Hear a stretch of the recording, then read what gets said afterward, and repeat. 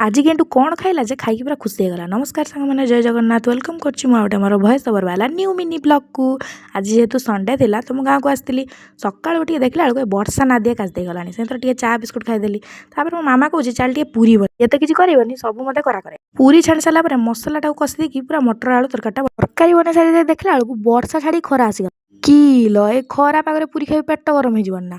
ଆଉ ଏତେ କଷ୍ଟ କରିକି କରିଛି, ଫିଙ୍ଗିବି ନା କ'ଣ? ଆଉଛି ମୁଁ ସବୁ ଖାଇଦେବି। ଏତେ କାମ କରି ଝାଳ ନାଳ ହେଇଗଲାଣି। ସେଇଥିରେ ମୋ ମାମା କହୁଛି ବାସନ ମାଜିବୁ। କାହିଁକି ଲୋ, ମୁଁ ଏ ଘରର ଚାକର ନା କ'ଣ?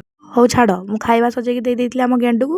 ତାର ଯେହେତୁ ପୁରୀ ତରକାରୀ ଫେଭରେଟ୍, ସିଏ ଖାଇକି ପୁରା ବଢ଼ିଆ ହେଇଛି ବୋଲି ମୁଁ ଯାଇ ଗାଧେଇକି ଟିକେ ଷ୍ଟାଇଲ୍ ମାରି, ସେଇଥିରେ ମୋ ମାମା କହୁଛି ଜଲ୍ଦି ଖାଇବ ଆଛ ତରକାରୀ। ମୁଁ ଯାଇକି ଟିକେ ଠାକୁରଙ୍କ ପାଖରେ ମୁଣ୍ଡିଆ ମାରି ଦେଇଥିଲି। ଆମ ନନା ତ ପୂଜା କରିସାରିକି ପଳେଇ। ତାପରେ ମୁଁ ଟିକେ ଠାକୁରଙ୍କ ଚନ୍ଦନ ଲଗେଇକି ରେଡ଼ି ହେଇଯାଇଥିଲି ଖାଇତେ ଯିବି। ମୁଁ ଯେମିତି ହେଉଛି ରିସେପ୍ସନ୍ ପାର୍ଟି ଖାଇତେ ଯିବି ନା କ'ଣ?